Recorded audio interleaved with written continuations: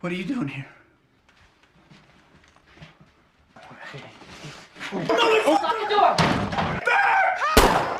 The story opens inside a U.S. Marine training camp on October 7th, 2007. Captain Sam Cahill, a disciplined soldier and devoted family man, is preparing for deployment to Afghanistan. Before leaving, he writes a heartfelt letter, one meant to reach his wife Grace only if he never comes back. He hands it to his superior, silently hoping it'll never have to be delivered. Back home, life feels picture perfect. Sam is the kind of husband every woman dreams of, loving, loyal, and proud of his family. His wife Grace keeps their home full of warmth, and their two little girls, Isabel and Maggie, bring endless laughter to their days. But not everyone in the Cahill family walks a straight line. Sam's younger brother Tommy has just been released from prison after serving time for armed robbery. Where Sam represents duty and order, Tommy is the opposite, reckless, lost, and misunderstood. When Tommy returns, Grace tries to make peace, cooking a special dinner to welcome him home. But the family gathering quickly turns tense. Their father, Hank, an old war veteran, can't stop comparing his sons, praising Sam as a hero while belittling Tommy as a disappointment. The argument explodes and Tommy storms out, silently wishing Sam a safe return before he leaves.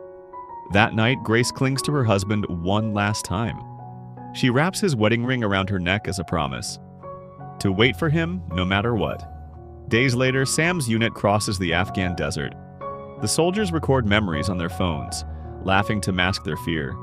But the mission turns tragic when their helicopter is shot down in enemy territory. Back home, Grace's world shatters when two uniformed officers appear at her door. Her daughter opens it first, and from that moment, life is never the same. Sam is declared killed in action. Grace is numb. She replays old videos of Sam, calling his number over and over just to hear his voice one last time. But there's only silence on the other end.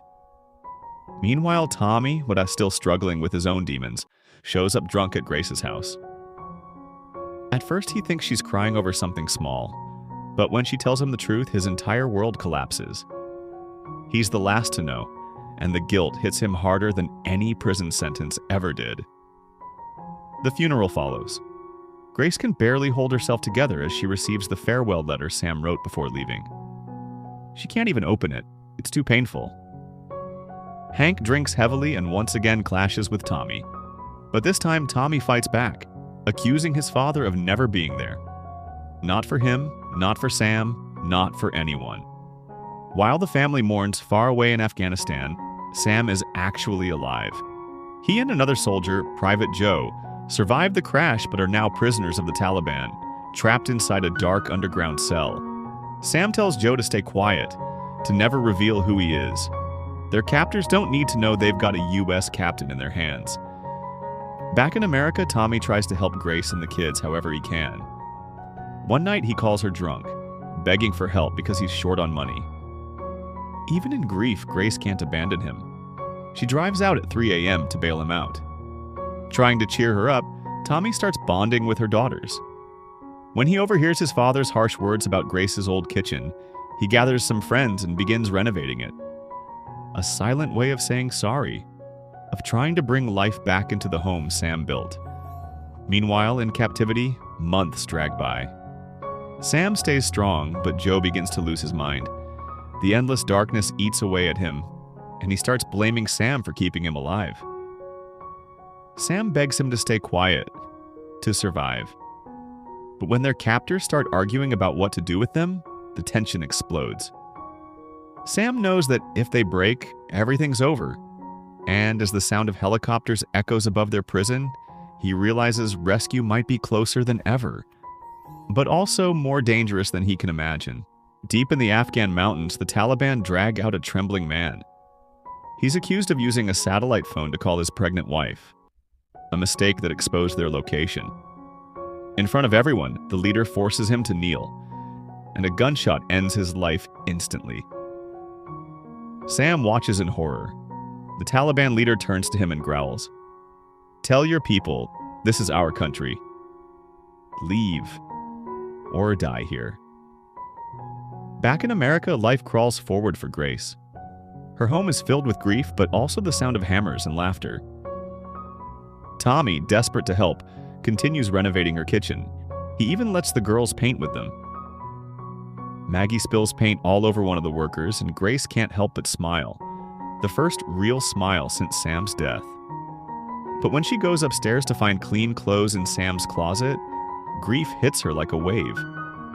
She pulls everything from the shelves, sobbing uncontrollably, clutching his shirts as if they could still hold him. In Afghanistan, Sam is tied to a post under the burning sun. Buckets of cold water crash over him as he's questioned again. Then, to break him, the Taliban torture Private Joe in front of him, pressing a red-hot iron against his skin while demanding he speak on camera. Joe screams out, "Americans have no business here," and sends love to his wife and unborn child. Before he breaks, revealing that Sam has 2 daughters. Back home, Grace's birthday arrives. Tommy and his friends surprise her with a fully renovated kitchen, brighter and warmer than before. Everyone cheers, but Grace feels the absence of one man too deeply, that the person she wants to thank will never walk through that door again. Or so she believes. Winter falls. Grace takes the girls ice skating, and Isabel, of the older daughter, complains that everyone only loves her sister Maggie. Tommy smiles and tells her a story. "Once your dad saved my life when I fell into that frozen river." For a moment, Isabel sees her father through Tommy's eyes, a real hero. Days later, Tommy faces a ghost from his past, the woman he robbed years ago at a bank. He meets her, apologizes, and admits how much regret has haunted him. For the first time in years, she can sleep in peace again. Grace hears about it and tells him she's proud, and maybe for the first time, Tommy believes it. That night, old memories resurface. Grace and Tommy talk about their teenage years, how she never liked him because he was always drunk and reckless. They laugh, the moment grows quiet, and suddenly they kiss. Shocked, Grace pulls away, overwhelmed by guilt. Tommy's eyes well with tears and he walks out into the cold night, heartbroken. The next morning, Grace still can't bring herself to open Sam's letter. It stays buried in her drawer, a ghost she's too afraid to face. Meanwhile, in the Taliban camp, Sam faces his worst nightmare. He's handed a metal pipe and told to kill Jonian, or watch his friend die slowly. Sam throws it aside, refusing. But when they mention his wife and daughters, his resolve shatters. "You do it," they snarl, "or they will." Joe looks up at him, eyes begging for mercy. The crowd chants, Sam breaks, he lifts the pipe, and beats his friend to death. The execution is filmed, proof of his obedience. His soul dies that day, long before the rescue arrives. Back in the States, Tommy drops by Grace's home again, pretending he's just there to install new panels. Grace keeps her distance, pretending nothing happened. He tells her he'd still like to see the girls sometime. She agrees, forcing a polite smile. Later, Hank stops by and is shocked to see how capable Tommy has become. "You've changed," the old man says, quietly proud for the first time. Meanwhile, in Afghanistan, explosions tear through the camp. American soldiers storm in, rescuing survivors.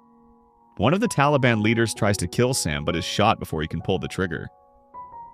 The camera that recorded Joe's death burns in the chaos. Sam is finally free. But he'll never be the same.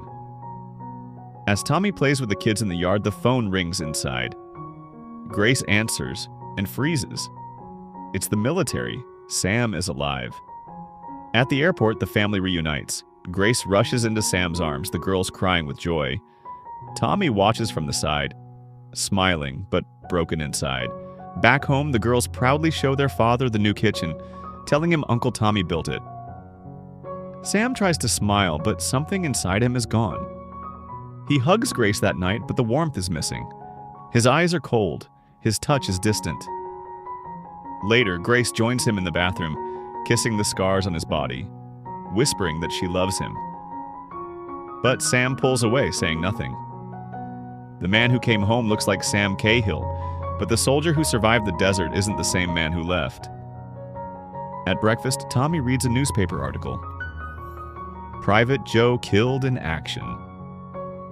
His hands shake as he realizes what that means. Hank notices Sam's behavior too. The silence, the anger, the dead stare. He recognizes that look. It's the same one he carried home from Vietnam. And when Sam takes his family ice skating, he watches from a distance, as Grace and the kids laugh with Tommy. For a split second, he's not looking at his brother. He's looking at a man who filled the space he left behind. The storm inside him is about to explode. Sam looks at his brother and says quietly, "You look great with my family. Thank you for taking care of them." But behind his calm tone, something dark brews. He pauses, then his eyes narrow. "Tell me the truth, Tommy. Did you sleep with her?" Tommy freezes. He swears nothing happened, but Sam's mind is already made up. He sees the way they look at each other, the comfort, the laughter, and in his head, it's proof enough. "Don't lie to me," he growls. "I know you did." Tommy steps back, heartbroken, realizing his brother, the man he idolized, is slipping away into madness. Days later, the widow of Private Joe comes to visit. She brings her young son, Joe Jr., barely old enough to understand. The woman's eyes are hollow, full of hate and sorrow. She tells Sam she dreams of her husband every night. And of Sam too, because he survived when Joe didn't. She finally asks the question that's been haunting her. "Did you see how he died?" Sam hesitates, then lies. "No, I didn't." But inside, guilt is eating him alive. That night, Sam loses control.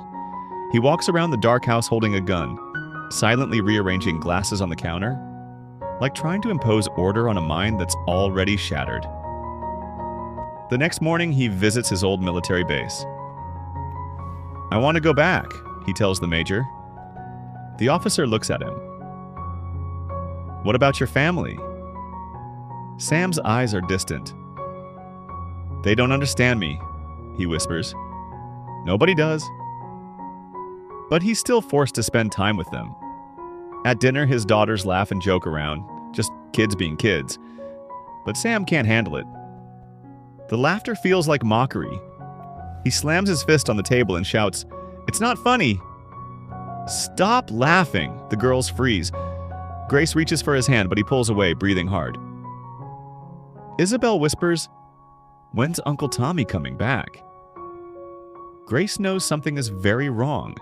Later that night, she begs him to talk, to tell her what really happened over there. But Sam's stuck on one question. "What happened between you and my brother?" "Nothing," Grace cries. "You were dead, Sam." But he doesn't believe it. His eyes harden and he walks out the door. Hours later, Sam stands over a grave. The name reads Private Joe Willis. 21 years old, Sam mutters. Just a kid. Tears fill his eyes, but no one's there to see them. When he comes home, Isabel freezes, terrified of her own father. "It's okay," he whispers, hugging her stiff body. "Everything's going to be fine." But even she knows it won't. Trying to move on, Grace organizes a small birthday party for Maggie. The whole family gathers, even Tommy, who brings a girl he just met to lighten the mood. But tension fills the room like smoke. Tommy's date keeps talking nonsense about the military, and Sam's patience runs thin. The girls start getting rowdy, Isabel squeaks a balloon to get attention, and finally, Sam snaps. He grabs the balloon and pops it with his bare hands. The room goes dead silent. Isabel looks at her father, trembling, and blurts out the words that cut deeper than any bullet. "Why didn't you stay dead?" "You're just mad because Mom wants Uncle Tommy, not you. They're always making love." The whole table freezes. Grace's face turns pale. Sam's chest tightens.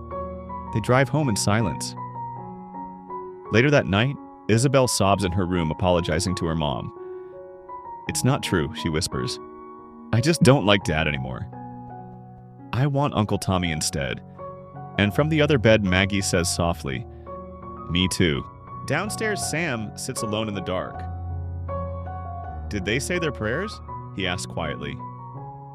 Then, without warning, he grabs a crowbar and smashes the new kitchen apart. Wood cracks, glass shatters. He screams through tears, I survived for you! For this, and you betrayed me.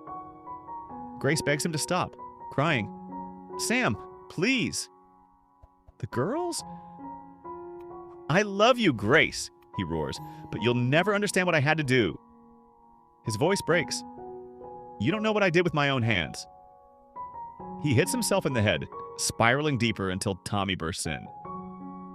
Sam, stop! Tommy grabs his brother, but Sam pulls a gun and points it right at him. Go ahead, Tommy whispers, tears streaming down his face. If it'll end your pain, do it. Police sirens echo outside. Officers surround the house, shouting, Drop the weapon! Sam steps outside, trembling, gun in hand. You don't know what I am, he screams. You think I'm a hero? He presses the gun to his temple. You don't know what I did. Tommy runs out shouting, Sam, don't! Sam turns to him, eyes full of tears. I'm drowning, Tommy. And then he drops the gun. Officers rush in and arrest him. Grace stands there frozen, her world in pieces once again. That night she sleeps beside her daughters, holding them tight. Finally, she opens Sam's letter, the one he wrote before leaving for Afghanistan. If you're reading this, it says, it means I didn't make it back. Grace, you are my heart. Tell our girls I love them. The words crush her. Weeks later, Sam calls Tommy from the veteran psychiatric clinic. He sounds calm, broken, but calm. They make peace. Tommy promises to take care of the girls until Sam comes home. Grace visits him at the clinic. She looks at him through the glass. The man she's loved since she was 16. Tell me what happened, she says gently. If you don't, you'll lose us forever. Sam's eyes fill with tears. His lips tremble. Finally, he whispers the truth that's haunted his every breath. I killed Joe Willis. Grace breaks down, wrapping her arms around him as he sobs uncontrollably. Sam stares at the floor and asks, Will I ever be able to live like before? Grace just holds him tighter, because there's no answer. The war may be over, but inside Sam Cahill, it never ended.